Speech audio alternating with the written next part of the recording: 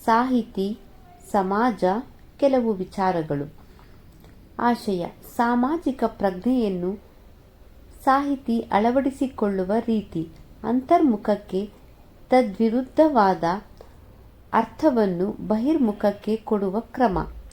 ಸಂಸ್ಕೃತಿಯೊಂದರ ಭಿನ್ನ ಭಿನ್ನ ಪ್ರಕ್ರಿಯೆಗಳು, ಸಾಮಾಜಿಕ ಬದುಕಿನ ಹಲವು ವಿಧಿವಿಧಾನಗಳು, ವ್ಯಕ್ತಿಯ ಪ್ರಜ್ಞೆಯೊಂದು ಸ್ಫುಟವಾಗಿ ರೂಪುಗೊಳ್ಳುವ ಪರಿ, ಸಾಮಾಜಿಕ ಗುಣಗಳು ಮತ್ತು ಅವುಗಳನ್ನು ರೂಪಿಸಿ ಚಲನೆಗೆ ಕಾರಣವಾಗುವ ಸಂಗತಿಗಳು.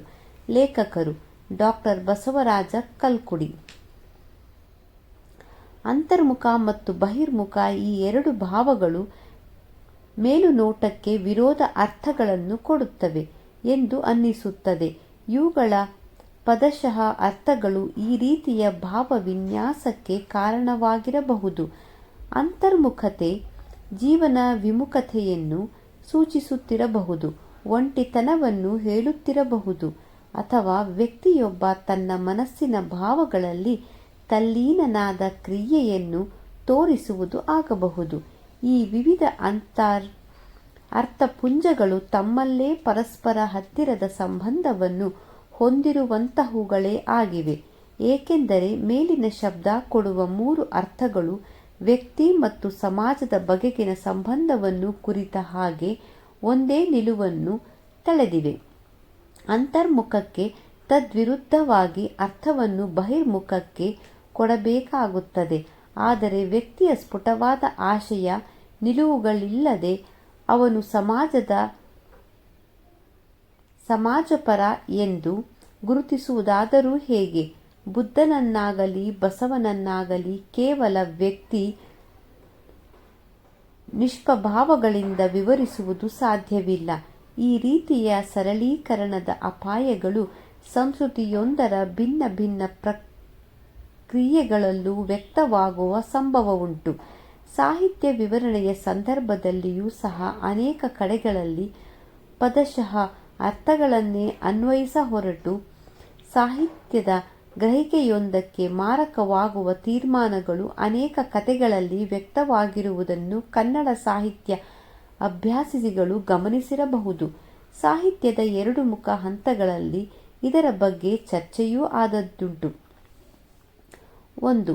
ಸಾಹಿತ್ಯದ ಕಾವ್ಯದ ಮೂಲಕ ಗ್ರಹೀತವಾಗುವ ಕವಿಯ ಮನಸ್ಥಿತಿಯ ವಿವರಗಳ ಸಂದರ್ಭದಲ್ಲಿ. 2. ಕಾವ್ಯದ ಸ್ವರೂಪವನ್ನು ಕುರಿತ ವಿವರಣೆಯ ಸಂದರ್ಭದಲ್ಲಿ. ಕವಿ ತಾನೊಂದು ಪಾತ್ರವಾಗಿ ಅಥವಾ ಪ್ರತಿನಿಧಿಯಾಗಿ ಹೇಳುವ ಕಾವ್ಯ ಅಂತರ್ಮುಖಿಯಾದದ್ದು ಎನ್ನುವುದು ತಪ್ಪು ಅಭಿಪ್ರಾಯವೇ ಸರಿ. ಇಂತಹ ಕಡೆಗಳಲ್ಲಿ ಕಾವ್ಯದ ಬಗೆಗಿನ ಕಾಳಜಿಗಳು ಮರೆಯಾಗಿ ವಿಮರ್ಶೆಯು ತಪ್ಪು ದಾರಿಯನ್ನು ಹಿಡಿಯುತ್ತದೆ. ಮೂಲತಃ ಸಾಮಾಜಿಕವಾದ ಭಾಷೆಯನ್ನು ಸಾಹಿತಿ ಬಳಸುತ್ತಾನೆ ಎನ್ನುವಲ್ಲೇ ಅವರು ತನ್ನೊಬ್ಬನಿಗಾಗಿಯೇ ಏನನ್ನೂ ಹೇಳಿಕೊಳ್ಳುತ್ತಿಲ್ಲವೆನ್ನುವುದು ಸ್ಪಷ್ಟ.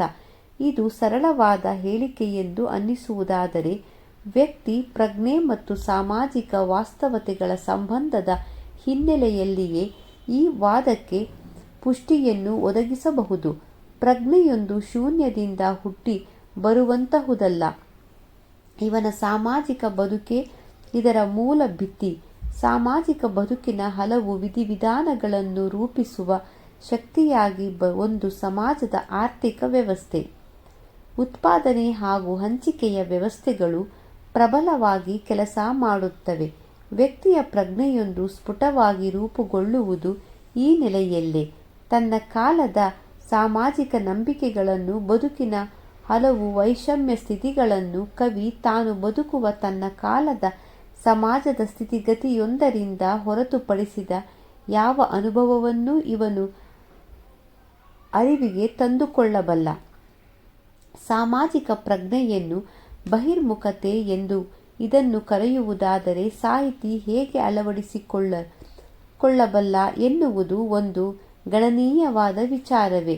ಎರಿಕ್ ಬ್ರೋಮ್ ಒಂದು ವಿಚಾರದ ಮೂಲಕ ಈ ವಿಷಯವನ್ನು ಅರಿತುಕೊಳ್ಳಲು ಇಲ್ಲಿ ಪ್ರಯತ್ನಿಸುತ್ತಿದ್ದಾನೆ.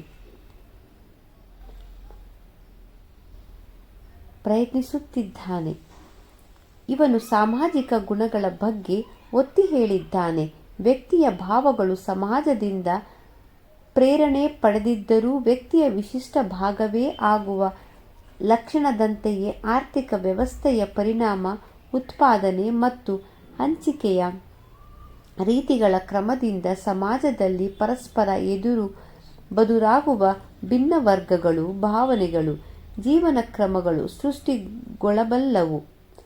ಸೃಷ್ಟಿಗೊಳ್ಳಬಲ್ಲವು. ಭಿನ್ನ ಭಿನ್ನ ವರ್ಗಗಳಿಗೆ ವಿಶಿಷ್ಟವಾದ ಇಂತಹ ಭಾವನೆಗಳನ್ನು ಫ್ರೋಮ್ ಸಾಮಾಜಿಕ ಗುಣಗಳು ಎಂದು ಕರೆಯುತ್ತಾನೆ. ಇಂತಹ ಸಾಮಾಜಿಕ ಗುಣಗಳು ಮತ್ತು ಅವುಗಳನ್ನು ರೂಪಿಸಿ ಚಲನೆಗೆ ಕಾರಣವಾಗುವ ಮುಖ್ಯ ಕಾರಣಗಳ ಕಡೆಗೆ ಸಾಹಿತಿಯ ಪ್ರಜ್ಞೆಯೊಂದು ಕೆಲಸ ಮಾಡುತ್ತಿರುತ್ತದೆ. ಆದರೆ ಇದು ಸಾಹಿತ್ಯದಲ್ಲಿ ಹೇಗೆ ಅಭಿವ್ಯಕ್ತಗೊಳ್ಳುತ್ತದೆ? ಕಾವ್ಯದಲ್ಲಿ ಅಭಿವ್ಯಕ್ತಿಗೊಳ್ಳುವಾಗ ಇದು ಕೇವಲ ಅಮೂರ್ತ ನೆಲೆಯಲ್ಲಿ ರೂಪುಗೊಳ್ಳುವುದೆಂದು ಭಾವಿಸಬೇಕಾಗಿಲ್ಲ. ಈ ಸ್ಥಿತಿಗಳು ಜೀವಂತವಾಗಿರಲು ಕಾರಣವಾಗಿರುವ ಮಾನವ ಕ್ರಿಯೆಗಳ ಮೂಲಕವೇ ಮೂರ್ತಗೊಳಿಸಲು ಕಾವ್ಯ ಪ್ರಯತ್ನಪಡುತ್ತದೆ. ಇದನ್ನು ಒಮದು ನಿದರ್ಶನದ ಮೂಲಕ ವಿವರಿಸಬಹುದೆಂದು ತೋರುತ್ತದೆ. ಒಂದು ಉದಾಹರಣೆ: ಬಸವಣ್ಣನ ವಚನ: ಉಳ್ಳವರು ಶಿವಾಲಯವ ಮಾಡುವರು, ನಾನೇನ ಮಾಡಲಿ ಬಡವನಯ್ಯ, ಎನ್ನ ಕಾಲೇ ಕಂಬ, ದೇಹವೇ ದೇಗುಲ, ಶಿರವೇ ಹೊನ್ನ ಕಳಸವಯ್ಯ, ಕೂಡಲ ಸಂಗಮ ದೇವ ಕೇಳಯ್ಯ, ಸ್ಥಾವರ ಕಳಿವುಂಟು ಜಂಗಮ ಕಳಿವಿಲ್ಲ. ಬಸವಣ್ಣನ ಈ ವಚನದಲ್ಲಿ ನಾನು ಎನ್ನುವ ಮಾತು ವ್ಯಕ್ತಿಯನ್ನು ಅಥವಾ ಬಸವಣ್ಣನನ್ನು ಮಾತ್ರ ಸೂಚಿಸುತ್ತಿಲ್ಲ. ತನ್ನನ್ನು ತಾನು ಅಪವರ್ಗೀಕರಣ ಮಾಡಿಕೊಳ್ಳುತ್ತಿರುವ ಬಸವಣ್ಣ ಬಹು ಸಂಖ್ಯಾತರ ಜಂಗಮ ಎನ್ನುವ ಪರವಾಗಿದ್ದಾನೆ. ಈ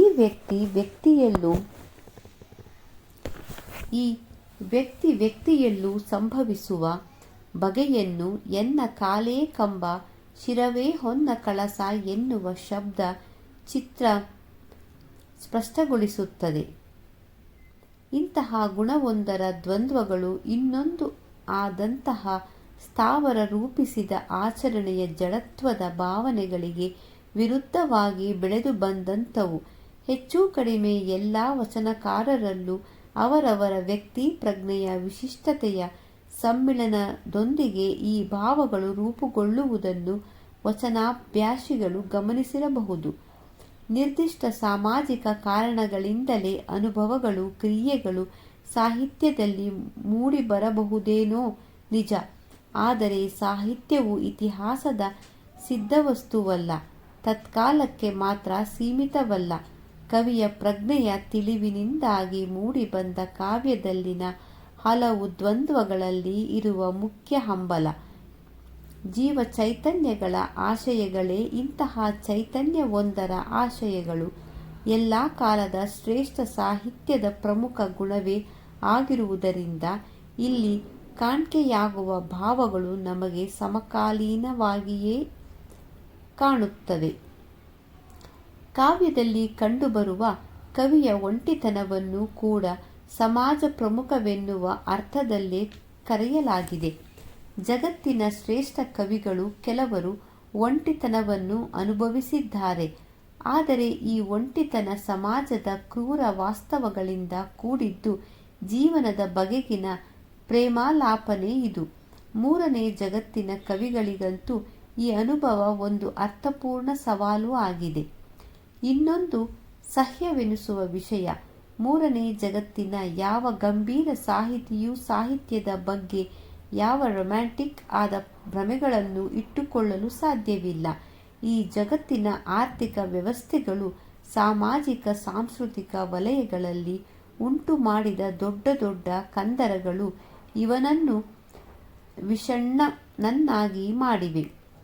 ಇವನು ಸಮಾಜವನ್ನು ಪ್ರೀತಿಯಿಂದ, ವ್ಯಥೆಯಿಂದ, ಅತ್ಯಂತ ಮಾನವೀಯ ಹೃದಯದಿಂದ ನೋಡಬಲ್ಲ ತನ್ನ ಮಾತುಗಳ ಮೂಲಕ ಇಲ್ಲಿನ ಬಹು ಸಂಖ್ಯಾತರನ್ನು ತಲುಪಲಾಗದ ಸ್ಥಿತಿಯ ದುರಂತವೊಂದು ಇವನ ಪ್ರಜ್ಞೆಯ ಆಳದಲ್ಲಿ ಹುಗಿದುಬಿಟ್ಟಿದೆ.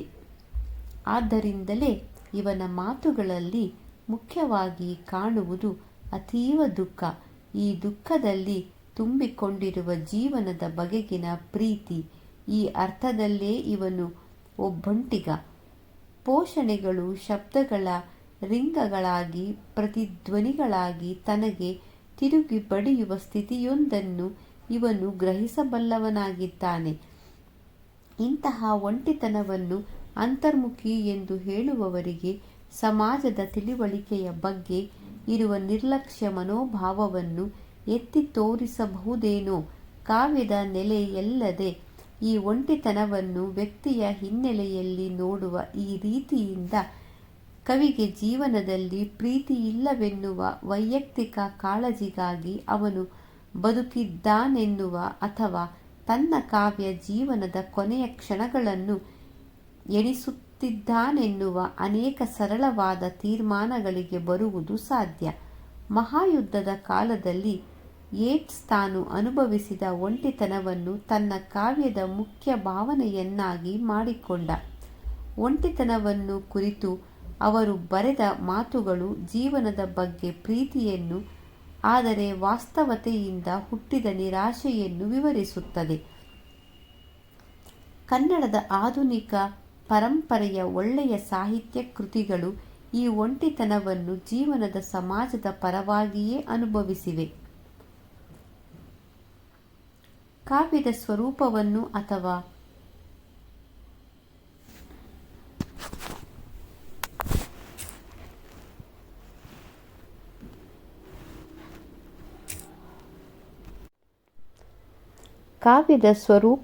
ಅಥವಾ ಸಂರಚನೆಯನ್ನು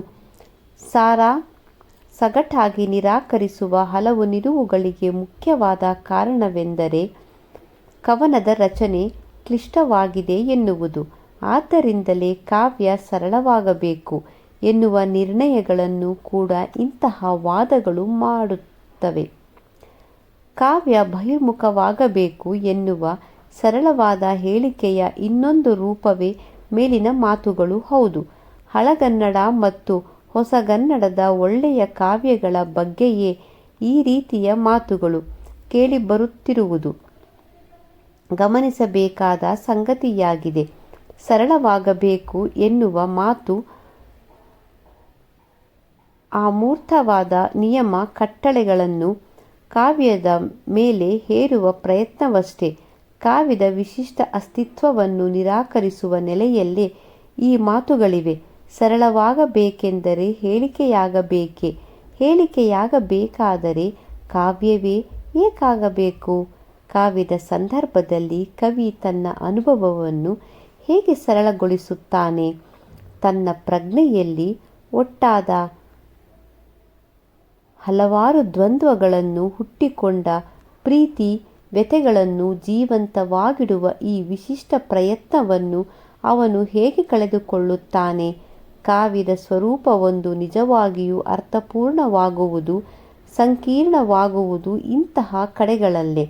ಸಮಾಜ ವಾಸ್ತವ, ವೈಷಮ್ಯ, ವೈರುಧ್ಯಗಳು ಹೃದಯದ ಮಿಡಿತದೊಂದಿಗೆ ಕೇಳಿಬರುವ ಈ ಪ್ರಯತ್ನವನ್ನು ಸರಳಗೊಳಿಸುವುದರಿಂದ ಸಮಾಜದ ಗ್ರಹಿಕೆಗಳು ಮತ್ತು ವ್ಯಕ್ತಿಯ ಪ್ರಜ್ಞೆ ಇವೆರಡರ ನಿರಾಕರಣೆಯನ್ನು ಮಾಡಿದ ಹಾಗಾಗುತ್ತದೆ. ಕಾವ್ಯ ಕ್ರಿಯೆಯನ್ನೇ ಅಲ್ಲಗೆಳೆಯುವ ಕೊನೆಯ ಹಂತಕ್ಕೂ ಇದು ತಲುಪುವುದರಲ್ಲಿ ಸಂಶಯವಿಲ್ಲ. ಒಟ್ಟಿನಲ್ಲಿ ಇವೆರಡು, ಅಂತರ್ಮುಖತೆ, ಬಹಿರ್ಮುಖತೆ, ವ್ಯಕ್ತಿಯ ಪ್ರಜ್ಞೆಯೊಂದು ರೂಪುಗೊಳ್ಳುವ ಎರಡು ಶಕ್ತಿಗಳೇ ಆಗಿವೆ. ವ್ಯಕ್ತಿ ಪ್ರಜ್ಞೆ ಸಾಮಾಜಿಕ ವಾಸ್ತವಗಳಲ್ಲಿ ಮೇಳವಿಸುವ ವಿಶಿಷ್ಟ ಕ್ರಿಯೆಯ ಸಂಕೇತಗಳಿವು. ಆದ್ದರಿಂದ ಕಾವ್ಯ ಕ್ರಿಯೆಯಲ್ಲಿಯೂ ಇವೆರಡು ಒಂದೇ ನಾಣ್ಯದ ಎರಡು ಮುಖಗಳಂತೆ. ಕಾವ್ಯ ಪ್ರಕ್ರಿಯೆಯಲ್ಲಿ ಒಂದರೊಳಗೊಂದು ಬೆಸೆದುಕೊಂಡ ಮುಖ್ಯವಾದ ಅಂಗಗಳೇ ಇವುಗಳು ಎಂದು ಹೇಳಬಹುದು. ಇವು ಕಾವ್ಯದಲ್ಲಿ ತಳೆದುಕೊಳ್ಳುವ ರೂಪಗಳು. ಹಿಂದೆ ವಿವರಿಸಿದ ಹಾಗೆ ಜೈವಿಕ ಶಕ್ತಿಯ ಹಲವು ಅಂಶಗಳನ್ನು ಒಳಗೊಂಡಿರುವುದರಿಂದ ಕಾವ್ಯವೊಂದು ಎಲ್ಲ ಕಾಲಕ್ಕೂ ಮಿಡಿಯಬಲ್ಲದು. ಲೇಖಕರ ಪರಿಚಯ. ಬಸವರಾಜ ಕಲ್ಗುಡಿ ಅವರು 1956ರಲ್ಲಿ ಬೆಳಗಾವಿಯಲ್ಲಿ ಜನಿಸಿದರು. ಕೃತಿಗಳು: ಮಹಾಸತಿ ಆಚರಣೆ ಒಂದು ಅಧ್ಯಯನ, ಬೆಂಗಳೂರು ವಿಶ್ವವಿದ್ಯಾಲಯ. ಅನುಭಾವ, ಸಾಂಸ್ಕೃತಿಕ ಸಮಸ್ಯೆ ಮತ್ತು ಹುಡುಕಾಟ, ಪುಸ್ತಕ ಪ್ರಾಧಿಕಾರ, ನಕ್ಷೆ, ನಕ್ಷತ್ರ, ವಿಮರ್ಶಾ ಸಂಕಲನ. ಬೇಂದ್ರೆಯವರ ಕಾವ್ಯ, ಕರ್ನಾಟಕ ಸಂಗಾತಿ, ಬಹುರೂಪಿ, ಆಧುನಿಕ ಕನ್ನಡ ಕಥಾ ಸಾಹಿತ್ಯ, ವಿಚಾರ ಸಾಹಿತ್ಯ ಇತ್ಯಾದಿ. ಪ್ರಶ್ನೆಗಳು. ಪ್ರಶ್ನೆ 1. ಕಾವ್ಯ ಅಂತರ್ಮುಖಿಯಾದದ್ದು ಎನ್ನುವುದು ತಪ್ಪು ಅಭಿಪ್ರಾಯವೇ? ವಿವರಿಸಿ. ಪ್ರಶ್ನೆ 2.